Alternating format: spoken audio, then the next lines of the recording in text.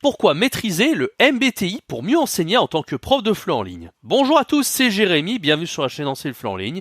Bienvenue dans ce nouveau podcast aujourd'hui dans lequel on va parler du test de personnalité MBTI. Alors c'est vraiment un test absolument incroyable dont je vous ai déjà parlé 2 fois sur la chaîne, j'avais fait déjà 2 vidéos sur le sujet. Je vais vous mettre tous les liens en haut à droite de l'écran, n'hésitez pas à aller les voir. C'est un 3e podcast dédié donc au MBTI. C'est un test de personnalité que j'ai découvert il y a 5 ans qui m'a changé la vie. Grâce à ce test et en comprenant mieux comment ça marche, il m'a fallu du temps parce que c'est assez complexe. Au départ on pense que c'est assez simple. On découvre le site 16personnalités.com, on a notre type de personnalité, on se dit mais comment c'est possible qu'ils nous connaissent aussi bien, etc. Et puis on a envie de creuser un peu plus, on a envie de savoir comment ça marche en profondeur. Aujourd'hui je connais absolument tout sur ce test de personnalité, j'étais absolument passionné de ce truc-là. C'est très lié au développement personnel et moi je vous parle beaucoup sur cette chaîne du développement personnel pour s'améliorer en tant que prof, mieux gagner sa vie, devenir nomade digital, avoir une vie heureuse et vivre de sa passion. Donc le MBTI va fortement vous intéresser si vous vous intéressez à la psychologie humaine et au développement personnel pour mieux vous améliorer vous-même, mieux comprendre les autres, faire de meilleurs cours de FLE et par conséquent être plus heureux dans votre vie. Restez bien jusqu'à la fin de ce podcast pour découvrir tous les secrets concernant le MBTI et pourquoi ça va vous aider dans votre carrière de prof de FLE. Avant de commencer, je vous rappelle qu'il vous reste plus que 2 jours pour profiter du tarif de moins 70% sur toutes les formations du catalogue. Il y en a une bonne quinzaine, elles sont toutes affichées à ce prix-là et il reste encore donc moins de 48 heures, ça expire le 31 décembre à 23h59. Donc vous avez toutes ces formations plus des packs de formations. Donc vous avez 5 voire 6 formations quand on pense donc au pack ultime et au master pack. Ça fait toutes ces formations pour le prix d'une seule, ce qui est extrêmement avantageux pour vous et c'est la dernière fois que je propose toutes ces formations à un tarif aussi bas.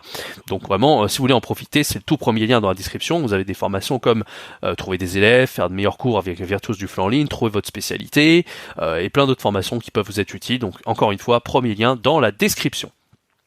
Alors, c'est quoi ce test MBTI? Comme je vous l'ai dit, c'est un site internet, 16personnalités.com.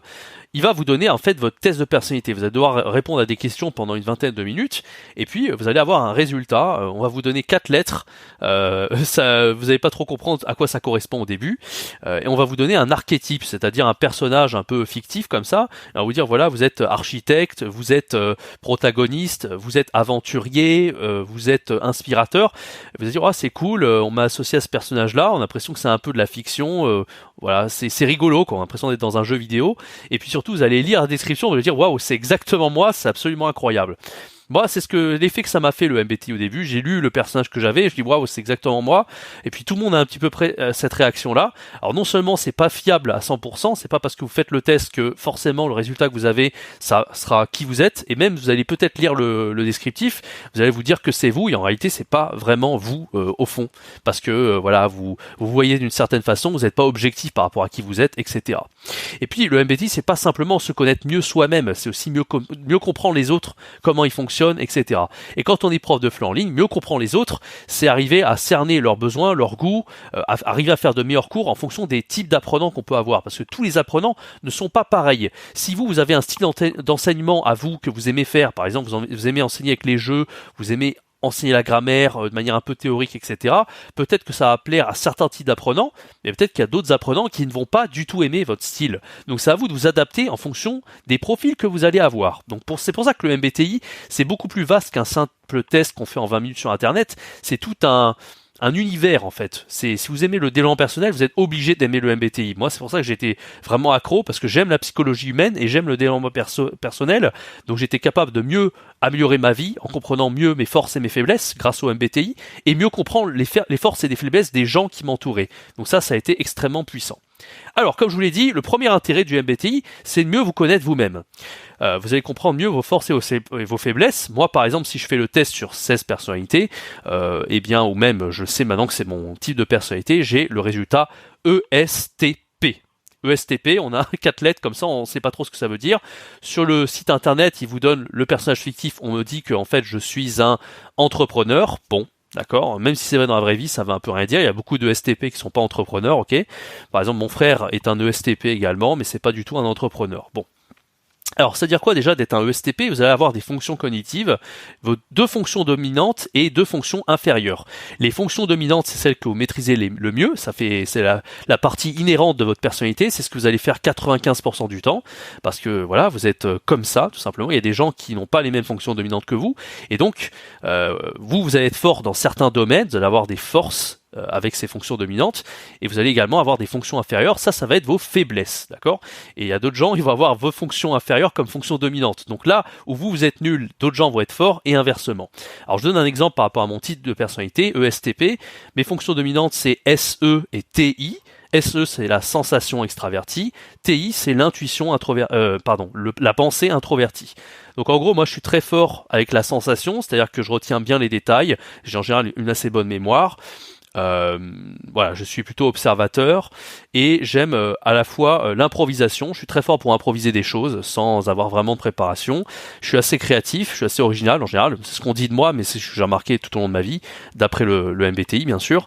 Et je suis assez débrouillard, c'est-à-dire qu'on me donne rien, on me donne un fil de fer et un morceau de papier, je vais réussir à peu près à en faire quelque chose. Voilà.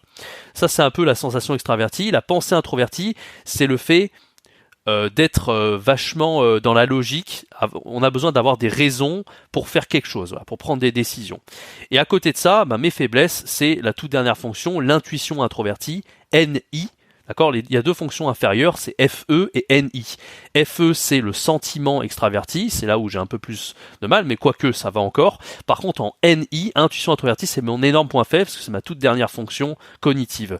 Et donc là où je vais avoir du mal, ça va être à côté, comme je vous l'ai dit, mes forces, c'est d'improviser, c'est d'être dans le moment présent, c'est de me débrouiller avec ce que j'ai sous la main. Par contre, tout ce qui est prévoir longtemps dans le futur, ce qui va se passer dans 10, 15, 20 ans, ou même planifier au-delà d'une semaine, c'est très dur pour moi, d'accord? Tout ce qui est organisation, j'ai un peu plus de mal. Alors sur cette chaîne, je vous ai parlé d'outils d'organisation, mais c'est pas des outils que justement les gens très organisés, pour eux ça va leur paraître ridicule. Pour moi, ça va être waouh, j'arrive à organiser des trucs, mais je suis déjà conscient quand je le fais. Alors que les gens très organisés, ils ont pas besoin de se dire waouh, là j'ai organisé un truc aujourd'hui incroyable quoi. Donc moi j'ai en général plus de mal avec l'organisation, le fait de prévoir les choses dans le futur et tout ce qui est abstrait théorique quand c'est pas très clair, parce que vous l'avez vu, SE c'est la sensation, donc moi je suis à l'aise avec les détails concrets. Par contre tout ce qui va être intuition, tout ce qui va être abstrait, je vais avoir plus de mal. Et c'est vrai que quand j'étais plus petit en maths par exemple, les cours de lycée en S ou ce genre de trucs, même un peu plus tard j'avais fait un semestre d'IUT informatique, j'y comprenais rien à la programmation, tout ce qui était géométrie dans l'espace, tout ce qui était abstrait, j'avais beaucoup de mal parce que j'ai pas le cerveau de quelqu'un d'abstrait, au contraire je suis très concret comme personne. Voilà, vous voyez à peu près comment on peut analyser un petit peu ses forces et ses faiblesses avec le MBTI. Ça, c'est le premier point. Le deuxième point du MBTI, en quoi c'est si incroyable, c'est que vous allez comprendre les autres beaucoup mieux. Parce que si vous êtes capable de vous analyser vous-même, vous allez comprendre vos forces et vos faiblesses, et vous allez aussi comprendre. Mais vraiment, quand vous êtes fort en MBTI, juste en écoutant parler les gens, vous allez comprendre quelle est leur personnalité, et quelles sont leurs forces et leurs faiblesses dans leur manière de parler. C'est assez incroyable. Vous avez l'impression d'avoir un super pouvoir en fait. D'accord ? Donc l'intérêt de ça, c'est justement de mieux comprendre le type de personnalité de vos apprenants pour faire de meilleurs cours par la suite. Je vais vous donner un exemple très concret. Moi, je vous ai donné le type ESTP, c'est mon type de personnalité. Imaginons maintenant que vous avez un type d'apprenant, vous l'avez vu, vous avez fait quelques cours avec cet apprenant, vous avez fait le cours d'essai, et très rapidement vous avez vu que c'était par exemple un INFJ. Alors bien sûr, il faut avoir l'expérience du MBTI pour arriver à reconnaître le type de personnalité via les fonctions cognitives. Mais par exemple, cet apprenant, s'il est INFJ, potentiellement, il est beaucoup plus introverti que vous. Vous allez vous dire, ok, c'est quelqu'un qui a du mal un petit peu, c'est pas quelqu'un qui a du mal à parler, mais qui est pas le plus extraverti du monde. Donc ça va être difficile avec cet apprenant de le faire parler, de faire des cours de conversation qui vont durer une heure. Voilà, il va vraiment falloir faire sortir les vers du nez à cet apprenant, si je puis dire, et ça sera plus compliqué qu'avec un apprenant hyper extraverti. En réalité, il y a aussi, je vais pas rentrer dans le détail, le MBTI est assez complexe. Il y a les modes, ce qu'on appelle le mode sommeil. Pour quelqu'un qui a un mode sommeil, c'est quelqu'un qui est très introverti. Et si par exemple vous avez un mode jeu, vous êtes beaucoup plus extraverti. Bref, je vais pas rentrer dans les détails, mais on part du principe que cet apprenant INFJ est très introverti. Et donc vous allez adapter un peu plus votre cours en fonction de ça. Vous n'allez pas essayer de faire parler votre apprenant. Si lui n'est pas à l'aise avec ça, peut-être que vous allez faire plus de compréhension écrite, peut-être que vous allez faire un peu plus de grammaire théorique, parce qu'en théorie, un NFJ est très à l'aise avec la théorie, parce que lui, c'est l'inverse de vous. Si vous êtes comme moi, SE dominant, lui, c'est un NI dominant, donc il va être très très à l'aise avec la théorie. Encore une fois, je vous renvoie aux vidéos que j'avais fait il y a de ça 1 an sur la chaîne YouTube. J'expliquais un petit peu plus tout ça, les fonctions cognitives, les types de personnalité. Si vous voulez un peu mieux comprendre, je vous renvoie à ces vidéos-là. Voilà. Après, on a d'autres types d'apprenants. On peut avoir par exemple, un apprenant, comme je vous dis, INFJ, c'est quelqu'un de très organisé. Donc, si vous, par exemple, vous préparez très minutieusement vos cours, c'est un peu votre style, vous n'aimez pas trop improviser, vous allez vraiment plaire à ce genre d'apprenant. Par contre, si vous avez un apprenant, un EP, les EP, c'est tout l'inverse, c'est des gens qui adorent improviser. Si vous partez d'un truc, vous faites encore autre chose, vous êtes un petit peu comme ça, un peu en mode improvisé, un peu en mode, allez, aujourd'hui, j'ai envie plutôt de faire ça, même si j'avais prévu de faire autre chose, je pars sur quelque chose de complètement différent. Ça va plus plaire aux apprenants d'un type EP, qui sont un peu plus dans le moment présent et qui n'ont pas envie de tout planifier, de passer d'un point A à un point B pendant le cours. Donc vous voyez un petit peu l'intérêt de maîtriser les types de personnalités pour mieux plaire à vos apprenants, pour mieux aussi vous connaître vous-même. Vous allez mieux connaître vos forces, vos faiblesses, et de même pour vos apprenants. Et c'est important, bien sûr, quand vous êtes prof de FLE en ligne, de vous adapter à chacune de ces personnalités.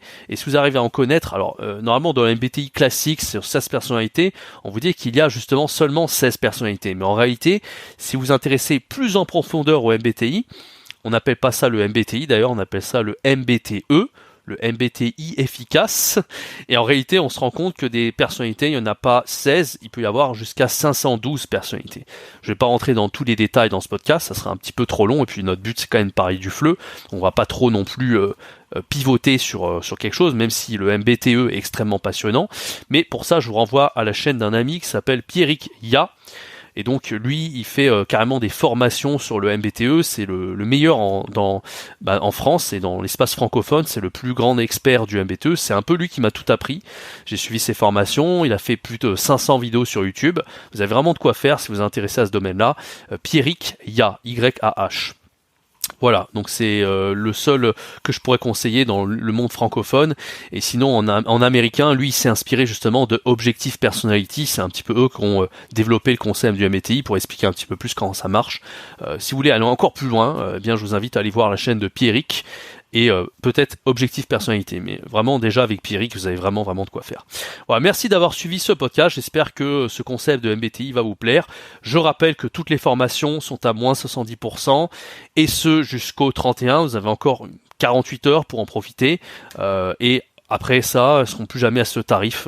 Donc vraiment, profitez-en. Vous avez une quinzaine de formations avec les packs qui vont avec. On a le pack Liberté, on a le pack Ultime, le Master Pack. Et qu'est-ce qu'on a d'autre aussi? On a le pack, je dis pas de bêtises, ah oui, les 2 produits best-sellers. Donc vous avez vraiment 4 packs avec des tarifs hyper avantageux. Et allez vraiment voir tout ça. Si vous voulez les formations à l'unité, c'est également possible. Elles sont toutes disponibles à moins 70%. C'est le premier lien dans la description. Ok, merci d'avoir suivi ce podcast. Je vous donne rendez-vous très bientôt pour un prochain podcast sur la chaîne YouTube et sur les plateformes de podcast, que ce soit Apple Podcast ou Spotify. N'hésitez pas à laisser 5 étoiles si vous aimez ce podcast, ça m'aide beaucoup et ça aidera un petit peu plus à référencer le podcast. Merci de m'avoir écouté. Je vous donne rendez-vous très bientôt pour une prochaine vidéo. C'était Jérémy. Ciao, bye bye.